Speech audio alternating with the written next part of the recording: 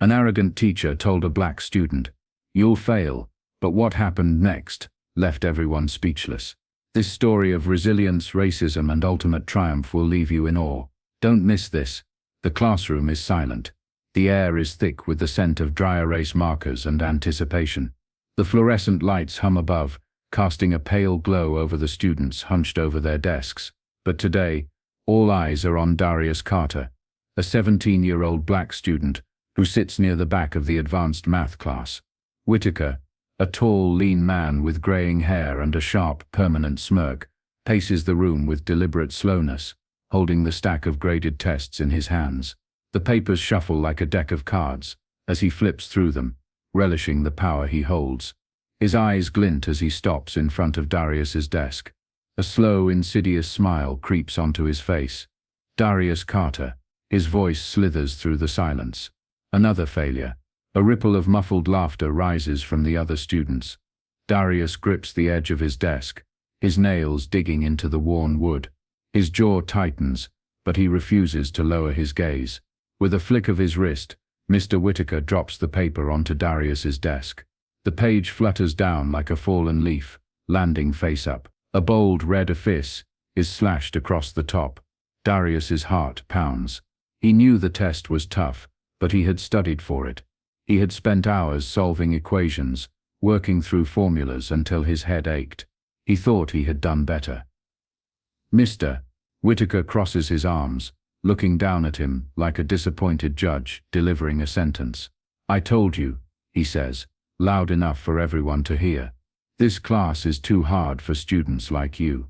The words slice through Darius, sharp and cold. Students like you. He knows exactly what Mr. Whitaker means. He has heard it before. "You should stick to easier subjects." The teacher continues, his tone dripping with mock concern. "Maybe something less demanding." The laughter in the room grows, soft snickers, and knowing glances exchanged. Darius swallows the humiliation burning in his throat. His fists clench beneath the desk, but he does not move, does not give Whitaker the satisfaction of a reaction. Not this time. Mr. Whitaker turns away, already moving on to his next victim. But something shifts inside Darius. This is not the first time this teacher has tried to break him. But today, the weight of every doubt, every sneer, every undermining remark, sits heavy on his chest. He can feel it pressing down, daring him to give up. But he won't. Today he makes a silent promise. He is done being underestimated. This moment will change everything. Darius Carter has always been a fighter. From the moment he could count, numbers made sense to him in a way words never did. Equations were like puzzles, patterns waiting to be unraveled. But in his world, talent was not always enough. Raised by his mother, Monique Carter, Darius grew up in a neighborhood where opportunity was a rare currency, one that few ever held. The schools were underfunded, the textbooks outdated, and the teachers often too tired or too indifferent to care. Many kids in his neighborhood were expected to fade into statistics, drop out, get a dead-end job, or worse. But Darius was different. He saw numbers the way others saw music, a rhythm only he could hear. He could break down complex formulas in his head, see connections before his peers did. While some dreamed of escaping their world through sports or music, Darius dreamed of becoming an engineer, building things that mattered, making something of himself in a world that did not expect much from him. But if talent was a spark, Mr. Whitaker was the extinguisher. From the first day Darius walked into advanced mathematics, he felt it, the cold scrutiny, the subtle condescension.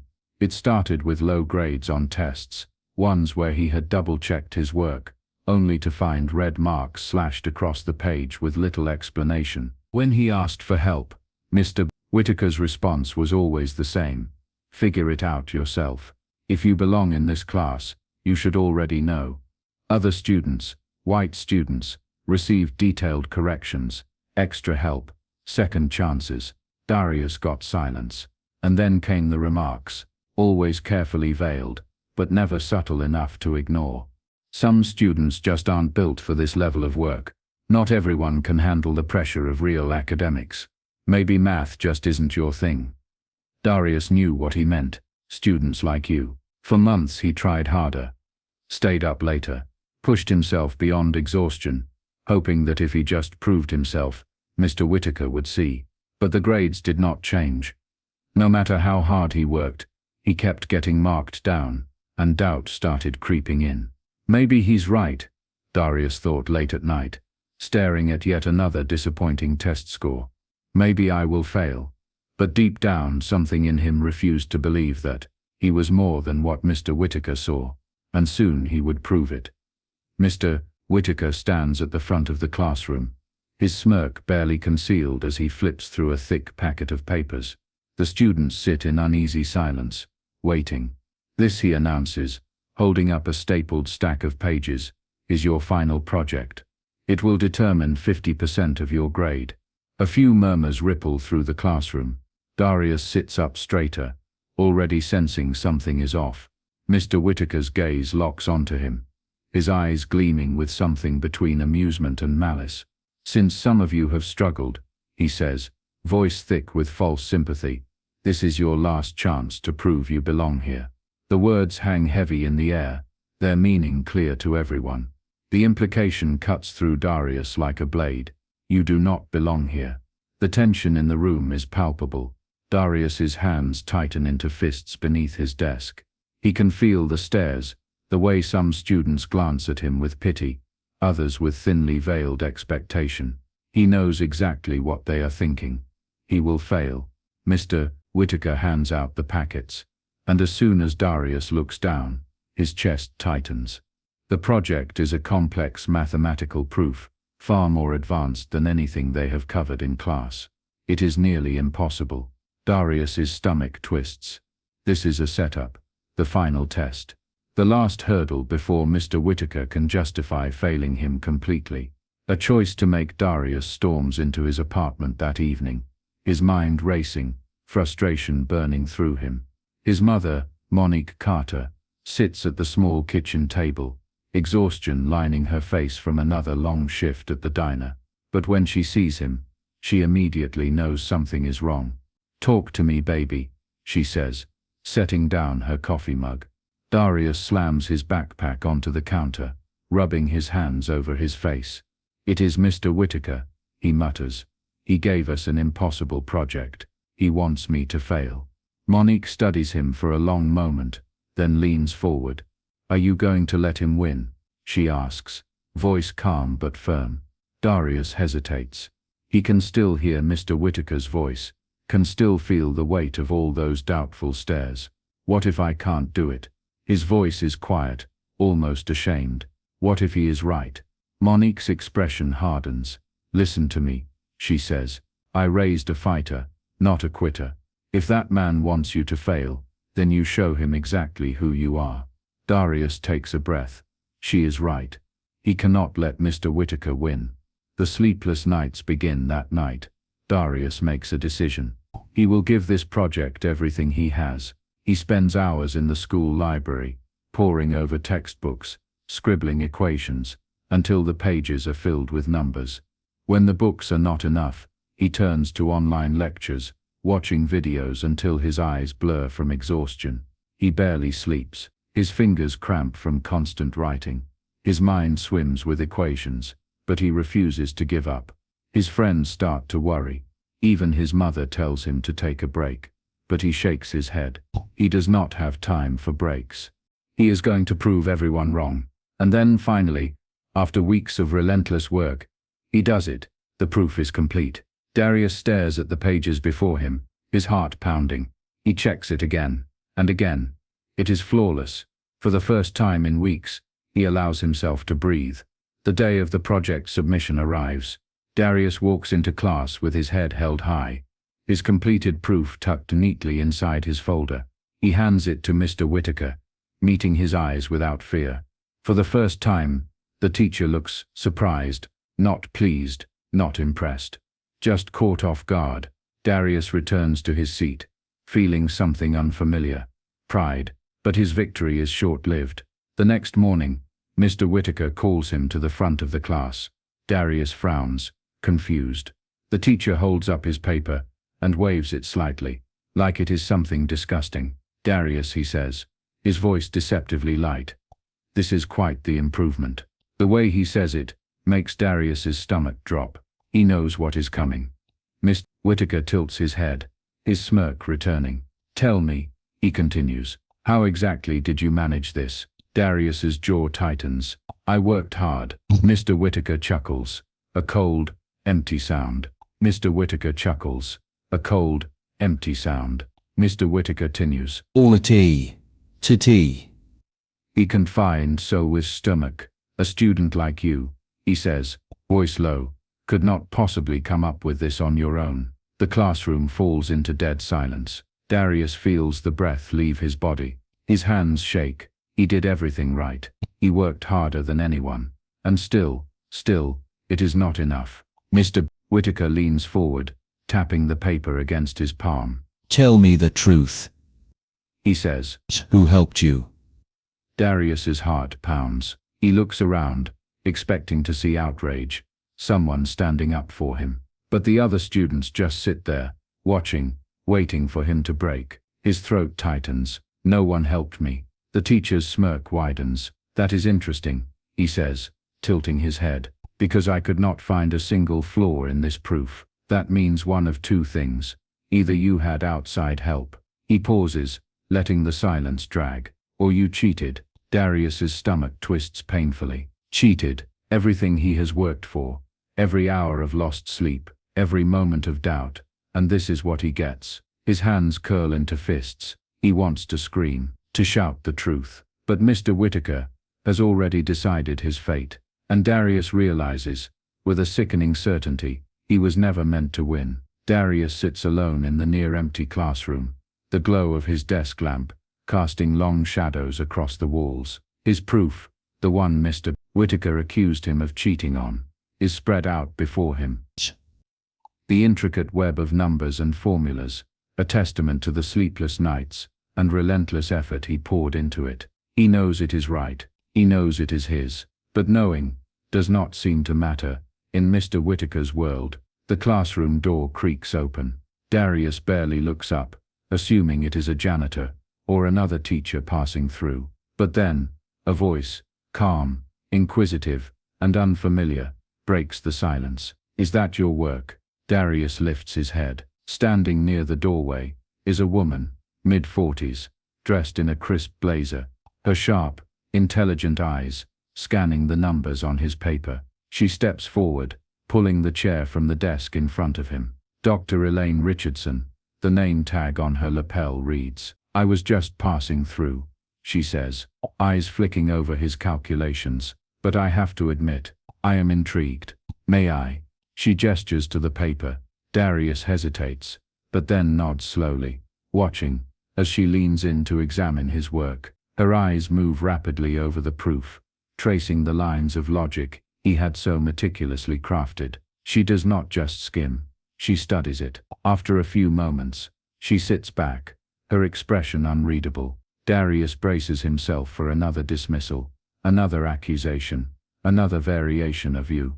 You couldn't have done this on your own. Instead, Dr. Richardson lets out a slow, impressed whistle. This is impressive, she finally says, tapping her fingers on the desk. This is not just good, it is exceptional. Darius blinks. You think so? I know so, she replies without hesitation. I have been a professor of mathematics for nearly 20 years. I have seen brilliant minds at work, and I can tell when someone has an instinct for numbers. She leans forward. You, Darius, you have it. His heart lurches. No one, not a single teacher, not a single authority figure, has ever said those words to him before. For a moment, he does not know what to say. Dr. Richardson studies him, her expression shifting from admiration to something softer, more serious. Why do you look so surprised? Darius exhales, shaking his head. Because my teacher doesn't believe I could have done this. Her eyes darken slightly. Mr. Whitaker?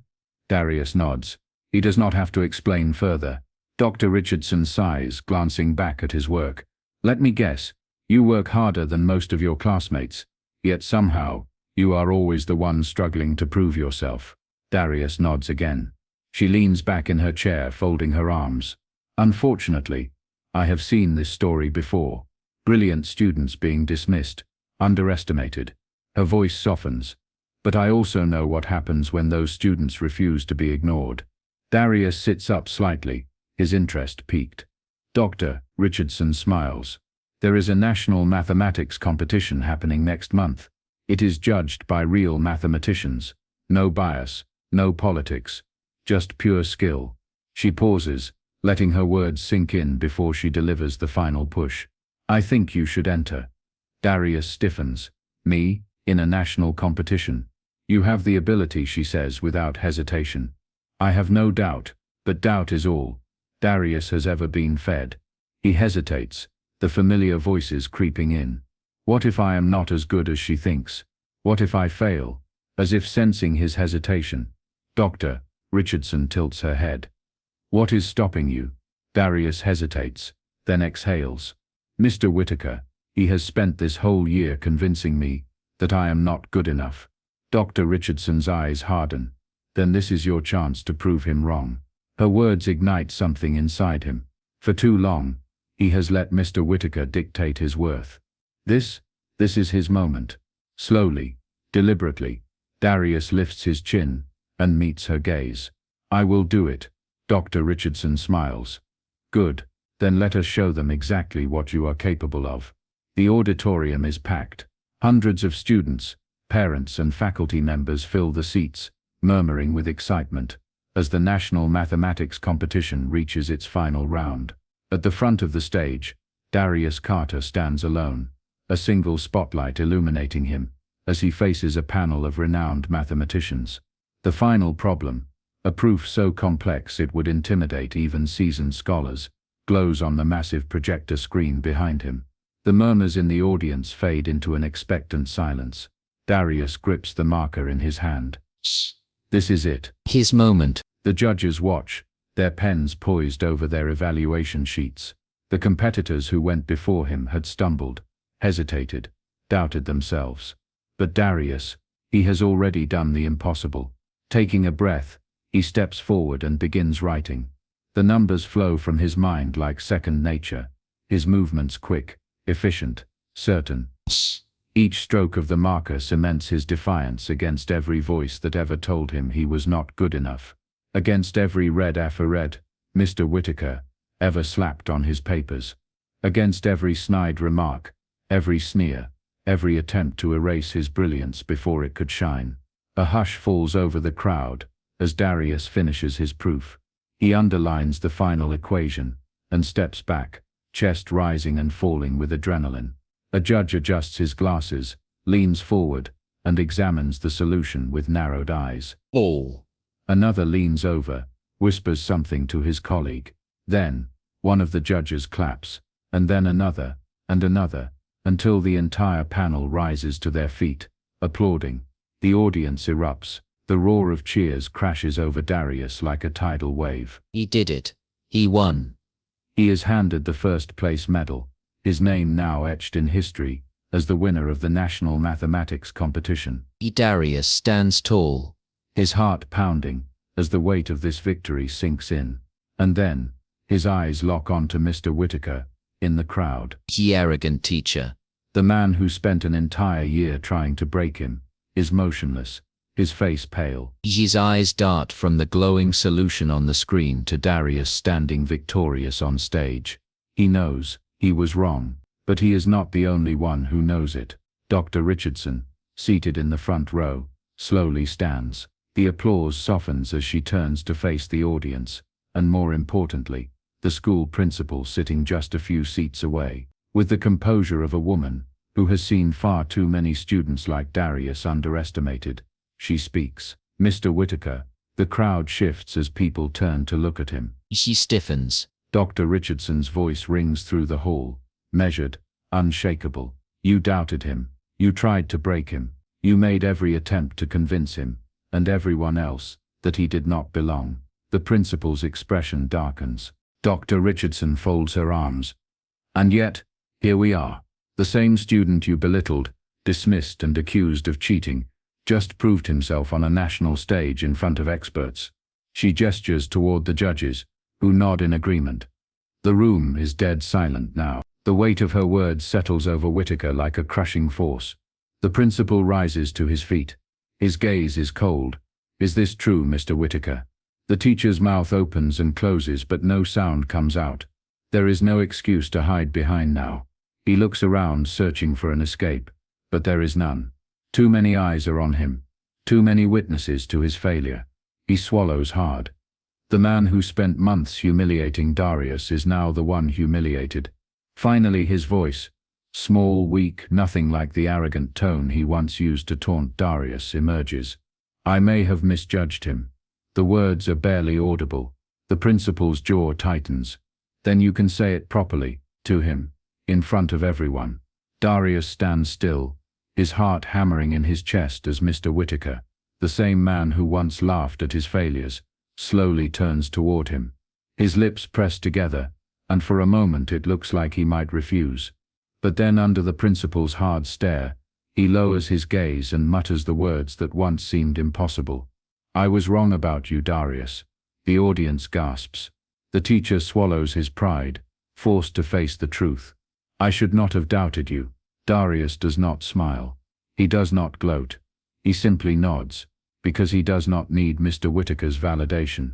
He already won. And not just the competition. He changed the game. The investigation into Whitaker begins the next day. By the end of the month, he is forced to resign. But Darius, he is just getting started. The news spreads like wildfire. First through the halls of the school, whispers at lockers, stunned conversations in classrooms, wide-eyed stares in the cafeteria. Then beyond, Darius Carter's victory is everywhere. Local newspapers run headlines about the student who defied the odds, outshined expectations, and proved his genius on a national stage. The university scouts come next. Emails flood in. Professors, program directors, and scholarship committees all want to talk to the boy who silenced a biased teacher and dominated a competition meant for the best minds in the country. And then the letter arrives. A full-ride scholarship to one of the most prestigious engineering programs in the nation. When Darius holds the acceptance letter in his hands, his fingers tremble, not from fear, not from doubt, but from something new. Certainty. He did it. He changed his future. While Darius's star rises, Mr. Whitaker's plummets.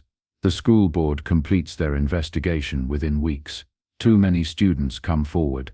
Too many complaints surface, stories of unfair grading, of dismissive remarks, of a man who saw some students as destined to succeed, and others as obstacles to be removed.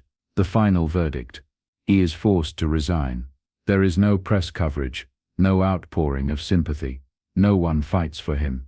Because in the end, the world does not remember the man who tried to dim a brilliant mind. They remember the student who refused to let him. The night the scholarship letter arrives, Darius finds his mother in the kitchen, staring at it through teary eyes. She presses a hand to her mouth, her shoulders shaking with silent sobs. Mom? Darius steps forward, his voice soft. She looks up at him, her eyes full of something deeper than pride, something closer to reverence. I always knew you had it in you, she whispers. Her hands cup his face, just like she did when he was a little boy, when she would wipe his tears after a hard day. Except this time, there are no tears of frustration, only victory. You proved them wrong, she says. You proved them all wrong. Darius closes his eyes for a moment, absorbing the weight of those words. For every time he wanted to quit. For every night he doubted himself.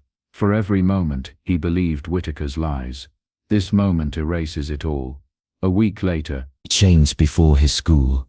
Invited to give a speech to the senior class, he takes a deep breath, staring out at the crowd, at the kids sitting where he once sat. Some of them have felt what he has felt. Some of them have been told they are not good enough. Some of them are one setback away from giving up. Darius grips the microphone, his voice steady, his presence unshakable. I almost let someone else define my future, he says, his eyes scanning the room. I almost believed the lies that I was not good enough, that I was not smart enough, that I did not belong. He pauses. But here is the truth. Nobody else gets to decide what you are capable of. The crowd is silent, hanging on to every word. You will meet people who doubt you, he continues. People who will try to put you in a box, who will expect you to fail. His grip tightens around the microphone. But you have a choice. Let them be right, or prove them wrong. A murmur runs through the audience. A shift, because some of them feel it too.